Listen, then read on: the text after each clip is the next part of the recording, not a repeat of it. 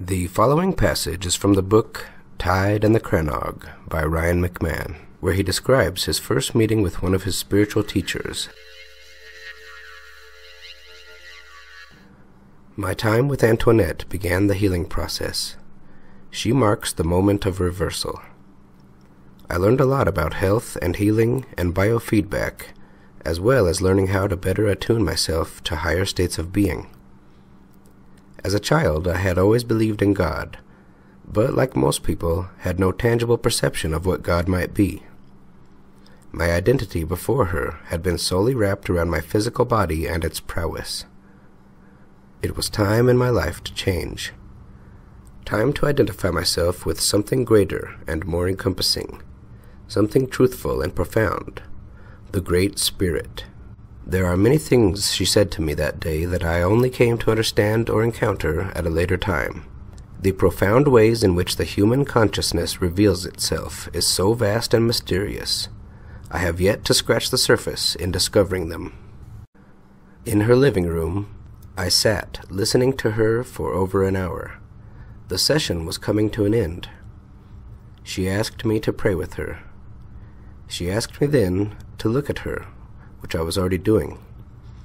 As she prayed, I closed my eyes to join her, but I couldn't stop opening them to look at her while she prayed. I just had to stare at her.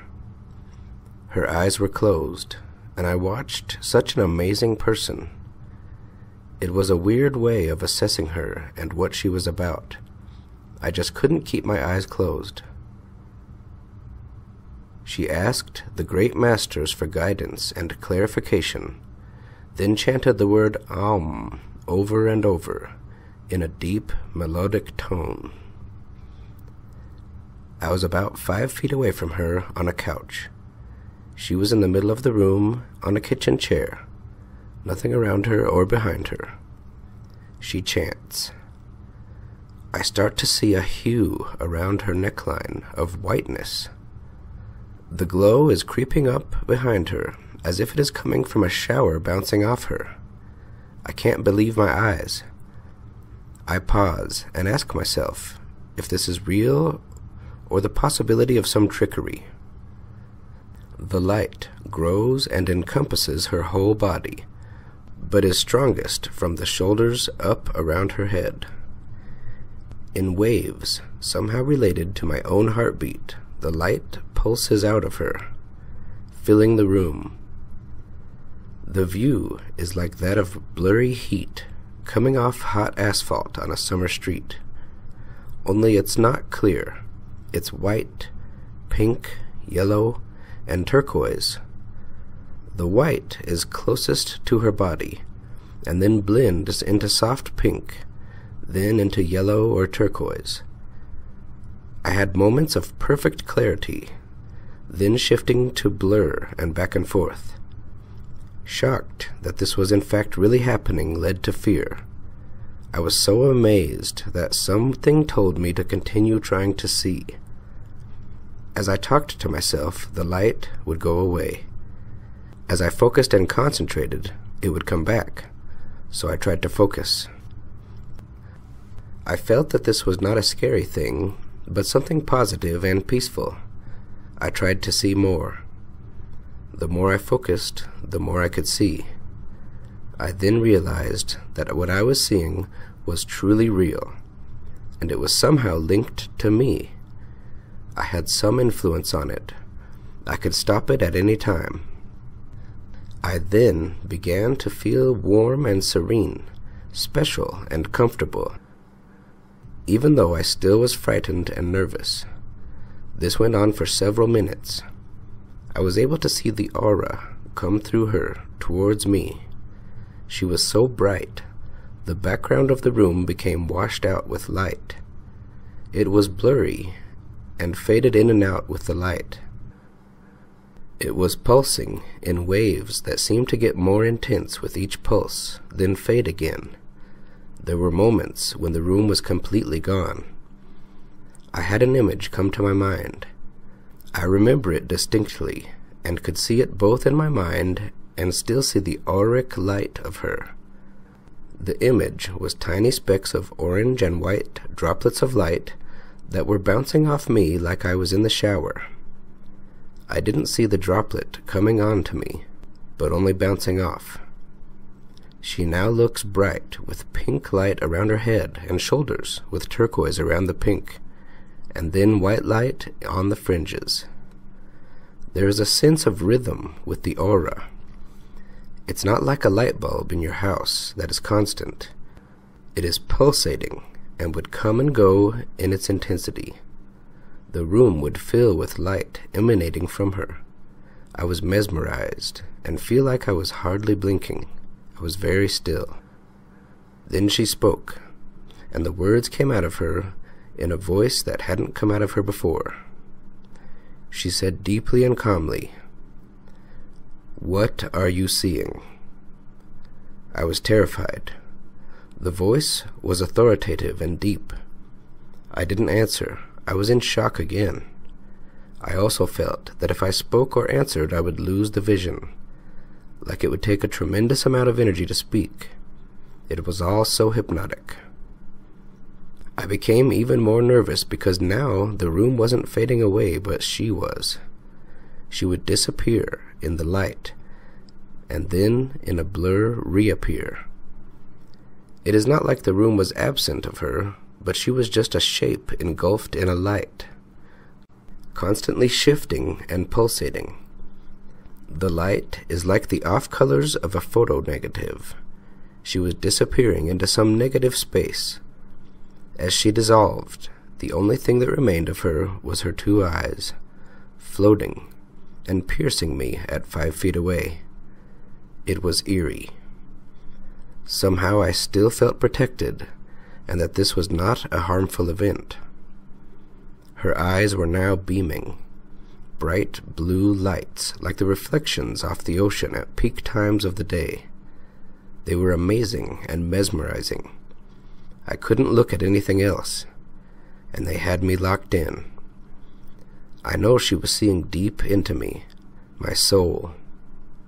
This also scared me, to know that someone was literally seeing through me. I surrendered to it. At this point, I knew whatever was happening, it was more powerful than I am, and I hoped it had my best interest in mind. I focused my sight on her penetrating blue eyes. The pulsations continued. She was in and out. As she faded, I could see another person where she was, fading in and fading out. There seemed to be a glowing person superimposed on her. I concentrated.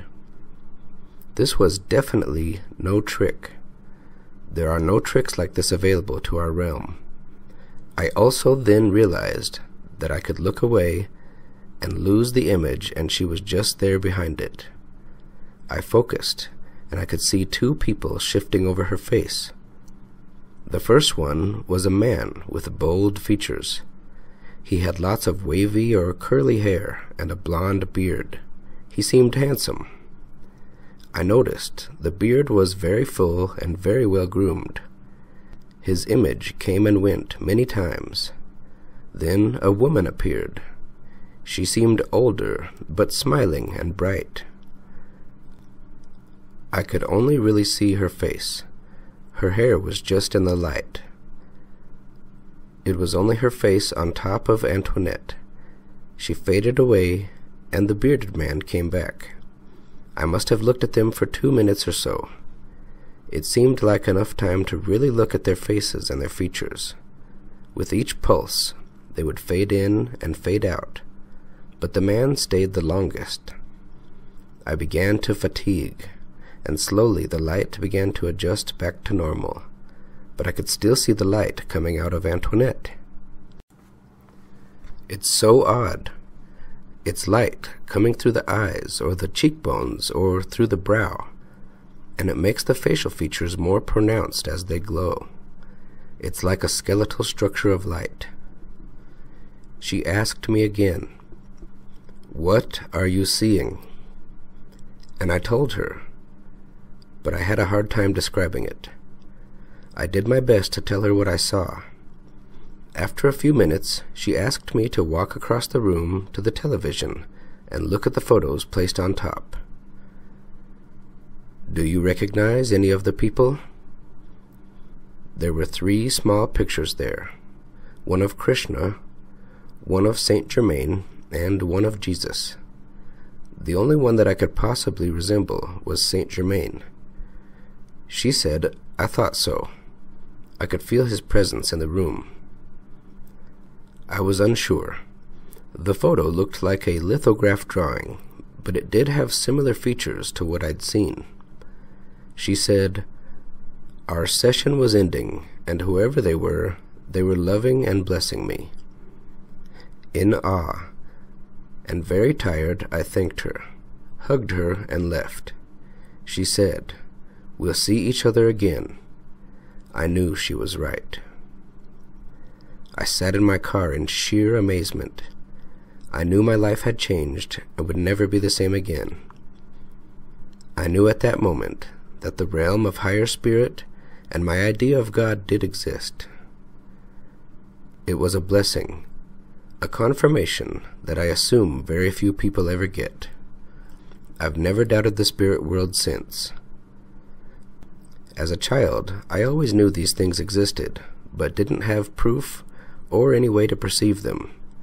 This created tons of questions, many of which are still not answered. But I've not questioned the existence of the spirit since. End of passage. For more about Mrryanmcmahon's journey, check out the book Tide and the Crannog, available on Amazon. Thanks for watching, and see you next time.